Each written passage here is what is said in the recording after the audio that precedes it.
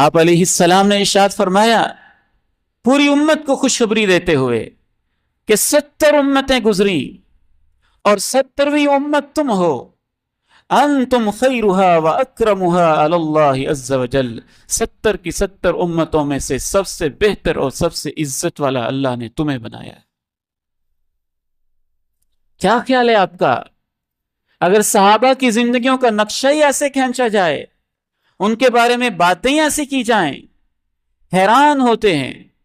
وہ لوگ جن کے چہروں پہ نحوست اور پھٹکار نظر آتی ہے، جن کو کبھی اللہ کے سامنے کھڑے ہو کے 2 رکعت پڑھنے کی توفیق نہیں ملی، جنہوں نے شاید 20 سال ہو گئے کبھی فجر کی اذان نہیں سنی، اور وہ چہرے جو نحوست زدہ ہیں، اور وہ چہرے جن کو شاید طہارت اور استنجا کا طریقہ تک نہیں آتا، جن کو پاکی پلیدی کے مسائل تک نہیں آتے، جن کو 5 وقت کی نماز کی پابندی کی کبھی توفیق نہیں ملی، وہ بھی صحابہ کے بارے میں ایسی باتیں کر رہے ہوں جج بن کے، فلاں صحابی نے یہ کر دیا تھا، فلاں نے یہ کر دیا تھا، فلاں نے ایسے کر دیا تھا، فلاں نے ایسے کر دیا تھا۔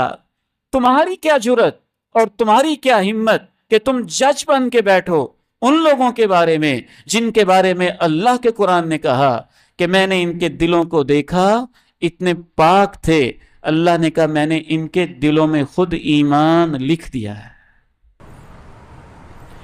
لا تجد قوما يؤمنون بالله ورسوله يوادون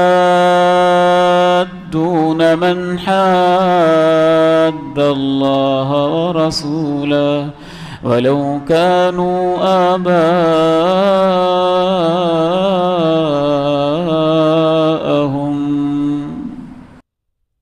ان کے بارے میں تم فیصلے کرتے ہو۔ جناب سعد رضی اللہ تعالیٰ عنہ، ماں نے کہا بیٹا میں کھاؤں گی نہیں، پیوں گی نہیں، چکھوں گی نہیں۔ بہت فرما بردار تھے ماں کے، ماں کو اس حال میں دیکھا نہیں جاتا تھا۔ کہا بیٹا میں کچھ نہیں کھاؤں پیوں گی، مر جاؤں گی بھوکی اگر تم اپنے پیغمبر کے کلمہ کو چھوڑو گے نہیں۔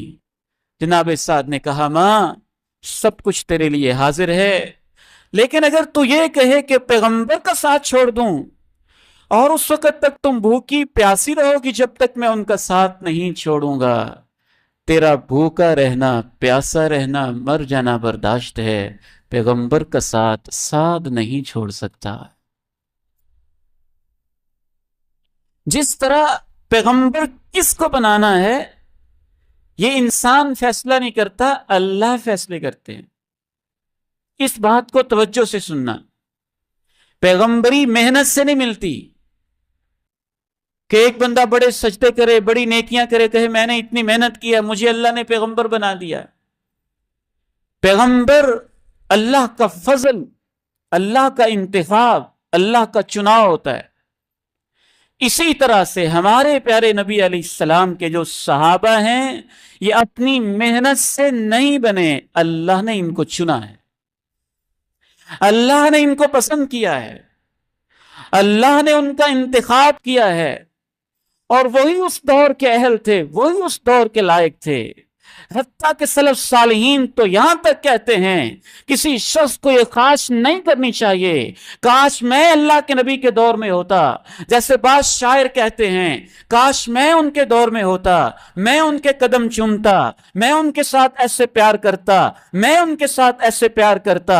علماء نے لکھا، سلف صالحین نے لکھا، صحابہ نے سمجھایا اس طرح کی فضول خواہشیں نہ کیا کرو اور اللہ کو نہ بتایا کرو کہ تمہیں اس دور میں کیوں بھیج دیا اور اس دور میں کیوں نہیں بھیجا، ایسے نہ خواہشیں کیا کرو۔